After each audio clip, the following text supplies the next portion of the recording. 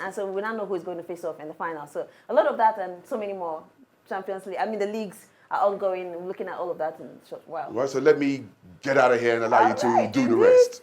All right, good morning and welcome to Kakaaki Sport this beautiful Friday morning. As Oye said, it is, thank God, it's Friday on Kakaaki here on the African Voice. And this morning we'll be discussing some of the activities that are perhaps going to take place this weekend in the world of sport, precisely in the world of football, and some that has taken place overnight in the world of football. I'm not here alone. I have my friend, and today I say my very bosom friend at that, a returning guest, Roland Numufa. Thank you so much for making our time to come on the show this morning. And congratulations. Yeah, thank you for having me on Kakaaki Sports. I've missed standing here both on Sports File and also Kakaaki, but I'm making my return back yes, to I mean, this Roland is a place. new dad, so we expect him to not be available all the time. But it's good to have you on the show this morning. So quickly, let's dive right into it. I mean, the transfer market is closed, and we've seen a lot of moves here and there, but one that caught our eye, precisely as it concerns Nigerian players, the one they moved from Kelechi Iheanacho and Emmanuel Dennis. These are two players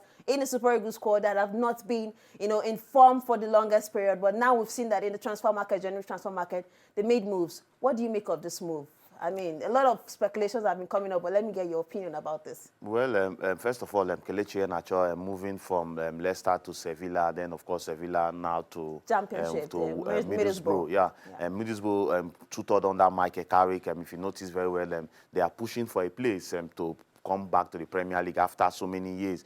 So we are hoping Iheanacho is going to reignite his career. He has not been on the best of form, even while playing for the Super Eagles or even while he played for Sevilla. In fact, he has struggled all throughout this season for Sevilla. Now, they just got also another Nigerian in that Sevilla team. So then talking about Emmanuel Dennis, who played for Nottingham Forest. Of course, from Nottingham Forest, he went to Turkey on loan, Istanbul, Beşiktaş, and he also struggled for form there and also goals. Now he's going to be like the fifth Nigerian to actually play for Middlesbrough. For Blackburn Rovers. You have the likes of Yakubu Ayegbeni, Dixon Etuhu. In time past, they played for that club. So opportunity for them to actually show the world what they can do and probably get a slot in the AFCON Cup of Nations and also be pushing for World Cup places. We missed the last World Cup in 2022, and this is a perfect opportunity for them to actually pick form for their club and start firing on all cylinders for the Super Eagles of Nigeria. All right, I'm just speaking from what you said, and the World Cup qualifiers are around the corner, and then with this move from both players from the Super Eagles squad, do you think they will get a call-up when the time comes for the World Cup qualifiers? And if not, why do you think that? Well, if you're going to get a call-up to play for the Super Eagles, then you must start scoring goals. You're a striker. I'm not saying you're a midfielder, that you don't need to score goals. You can be assisting and your work rate will show, but you must start firing on all cylinders to actually get a chance. There's a new sheriff in town already. That's talking about the Super Eagles. Yeah, so you have to perform to actually impress the coach.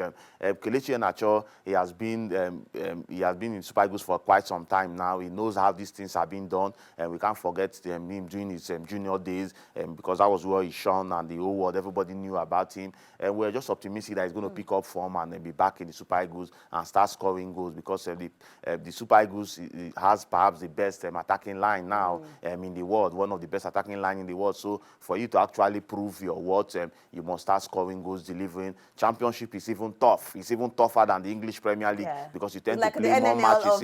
You tend to play more matches in that competition.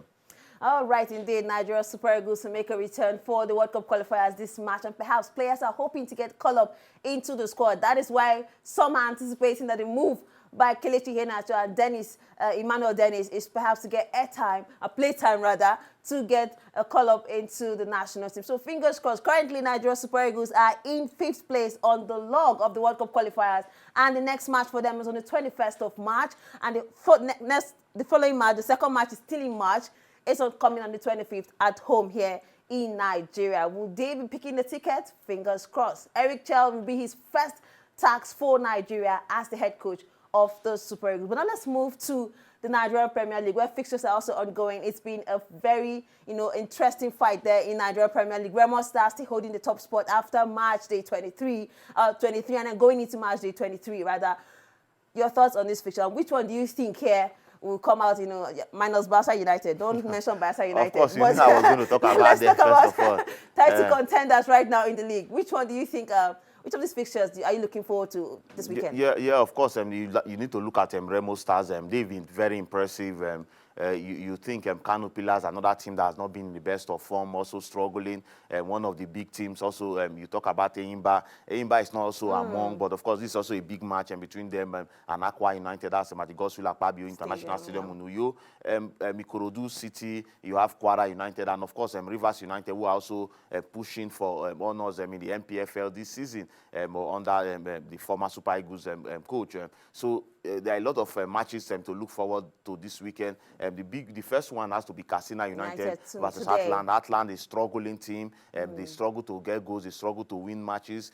Have poor defense playing against Katsina United. I don't know how they are going to stand. I don't know what they're going to get in that match. I think Kano Pillars. Yeah, they played Kano Pillars to 1-0 draw. But of course, we're talking about Katsina United. You're traveling far away north, and you know the terrain is going to be difficult for them. So many exciting matches to look forward to this weekend. But Remo Stars, I think against Kano Pillars, they will still need to win to extend their points tally in top of the MPFL table. All right, indeed. These are the fixtures for March Day 23 in the Nigeria Premier League. And today, it will kick off with Katsina United and Heartland of Owerri. And Remo Stars perhaps will be looking to expand their lead and boost their chances of getting their first title in the Nigeria Premier League. But now let's take a leap into other leagues around the world, precisely the La Liga.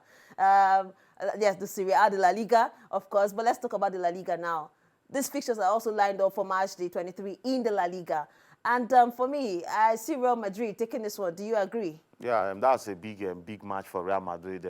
Of course, they've been inconsistent also. When you look at them, Barcelona and, of course, Atletico Madrid, that's the top three in the Spanish La Liga standing. You want to favor, before the season started, a lot of pundits or a lot of persons believe Real Madrid are going to carry the day. They can still carry the day. Yes. Just a few days ago, they won their Copa del Rey match. So against Atletico Madrid, they are city rivals, the same city. It's going to be a tough one. But I think with the likes of Kylian Mbappe, Jude Bellingham, Vini Jr., Rodrigo, and the rest of them, I think Real Madrid might just nick that one against their rivals. All right, talking about Real Madrid, Marcelo came out, broke the news to us earlier yesterday, that he's retired from professional football at the age of 36. Roland, Ronaldo is playing at the age of 40. Marcelo's retiring at 36. Real Madrid legend, Brazilian legend. Your thoughts on this retirement? Yeah, is he coming at a good time, or do you think there's something that he's not coming out to say, really? Well, at 36, for a lot of footballers, I think he has achieved everything. He has won the UEFA Champions League 5 times. Yeah. Not many players can boast of that. Not many players can even boast of winning one UEFA Champions League. But Marcelo has done it 5 times with a certain club, Real Madrid. He also went to Brazil and also won the Copa Libertadores or thereabout. So he has paid his dues. He has given his all. I see a lot of emotions yesterday. You saw the likes of Cristiano Ronaldo also celebrating him because they were great friends while playing for Real Madrid. Yeah, and a lot of players. So at 36, you know, most of these South American players, they don't even last this long. You tend to see them retire. You now ask yourself, the likes of Ronaldo de Lima, the likes of Ronaldinho, how old were they? Batistuta and the rest of them, how old were they when they retired?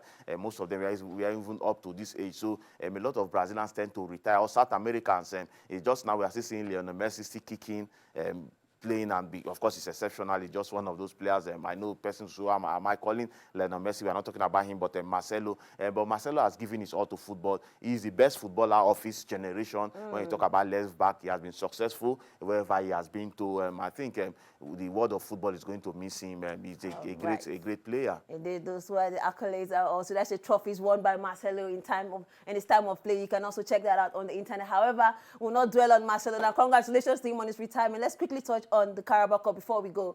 Liverpool versus Newcastle. Newcastle will be looking to win this one after 55 years of waiting against the Liverpool side who are in form. And Liverpool are defending champions. So, do you see this happening for Newcastle now? Well, a lot of things can change by March. It's still March 16. A lot of things can change. the Liverpool we're seeing, I think it looks almost, they look almost unstoppable, Yes, unbeatable. unbeatable. Yesterday against Spurs, it was just a one-way traffic. You expected them to actually win that match, having lost the first leg by 1-0 against Spurs. For Newcastle, a dominant display both legs against Arsenal. You want to believe Newcastle were in this final 2 seasons ago against Manchester United. They lost that one to Manchester United. So they will be looking at, okay, we can get our hands on this. But of course, 16th match is still far. But if I'm going to put my money, if I'm a betting man, I will go for Liverpool. All right, indeed. You heard the man. He's going to put his money on Liverpool. And he won't be wrong because Liverpool has been impressive this season all round. Well, Roland, thank you so much for making your time to come on the show this morning. Really do appreciate it. Yeah, thank you for having me. All right, indeed. That's our package on Kakaaki Sport this beautiful Friday.